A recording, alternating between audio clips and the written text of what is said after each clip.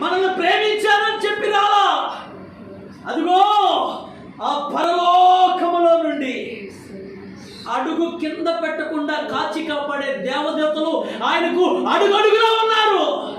వాళ్ళందరినీ కాదనుకొని, వాళ్ళందరినీ తోసేసుకొని, తండ్రిని కూడా విడిచిపెట్టేసి ఆ బంగారు సింహాసనం మీద కూర్చోకుండా ఈ బురద నేలలోనికి, ఈ మట్టి నేలలోనికి వచ్చి మనలాంటి మట్టి మనుషులతో, మనలాంటి రోత కలిగిన బ్రతుకులు కలిగిన మన జీవితాలతో ఆయన కలిసిపోయి మనకు పట్టిన భ్రష్టు వదిలించాలని, మనం మునిగిపోయిన పాపంలో నుండి మనల్ని బయటికి తీసుకుని రావాలని.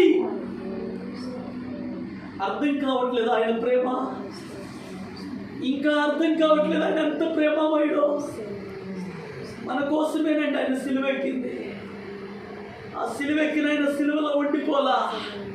ఆ సిలువెక్కిన ఆయన్ని చూస్తే అందరు గుండెలు అలసిపోయినాయి. అయ్యో, మాకు ఎంతో ఆదరణ, ఆ ఓదార్పిస్తాడనుకున్న ఆయన ఈరోజు సిలువలో చచ్చిపోతున్నాడు, ఈరోజు సిలువలో వేలాడుతూ ఉన్నాడు. ఇక ఆయన ప్రాణం పోగొట్టుకుంటే ఎలా అని ఆలోచనలో పడిన ప్రతి మనుషునికి దేవునికి మహిమ కలుగునగాక. ఆయనే మరణాన్ని జయించి, ఆయనే సిలువ పునరుద్ధారముల చేత తిరిగి లేచి మరణము మీద అధికారాన్ని తీసుకొచ్చాడు. కొండ చెప్పబోతారు గట్టిగా దేవునికి. హల్లెలూయా, హల్లెలూయా, హల్లెలూయా, హల్లెలూయా. ఈ లోకంలో ఎంతో మంది చచ్చిపోయారు, ఈ లోకంలో ఎంతో మంది పేరు మోసిన వాళ్ళు చచ్చిపోయారు, కానీ ఎవరు తిరిగి లేవలేదు. నా యేసయ్య మాత్రమే తిరిగి లేచిన దేవుడై ఉన్నాడు. హల్లెలూయా, హల్లెలూయా. గట్టిగా మారుతి దేవుని స్తుతించు. హల్లెలూయా. ఆయనే పునరుద్ధానుడు, ఆయనే మృత్యుంజయుడు. ఈ రోజున ఎంతో మంది కాలగర్భంలో కలిసిపోతూ ఉన్నారు.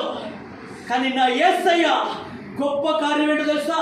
పునరుద్ధానుడై తిరిగి లేచాడు. ఆయన ఏదైతే మనం జయించలేమనుకున్నామో దానిని జయించి ఆయన లేచి నిలబడ్డాడు. హల్లెలూయా, హల్లెలూయా. ప్రార్థన చేసుకుందాం. ఈ ఉదయకాలమన పరిశుద్ధాత్మ దేవుని సాన్నిధ్యం ఈ స్థలంలో ఉన్నది. దేవుడి వాక్కు మనతో మాట్లాడని ఆశపడుతూ ఉన్నది. దేవుడే మనతో మాట్లాడని ఆశపడుతున్నాడు. కడు భయము కలిగి, కడు జాగ్రత్త కలిగి, కడు మనసును కేంద్రీకరించి దేవుని మాటలు విని ఆయన నామములో ముందుకు సాగుదాం. ప్రేరేపింపబడిన వాళ్ళు ఒక్కరు ప్రార్థన చేయండి దయచేసి.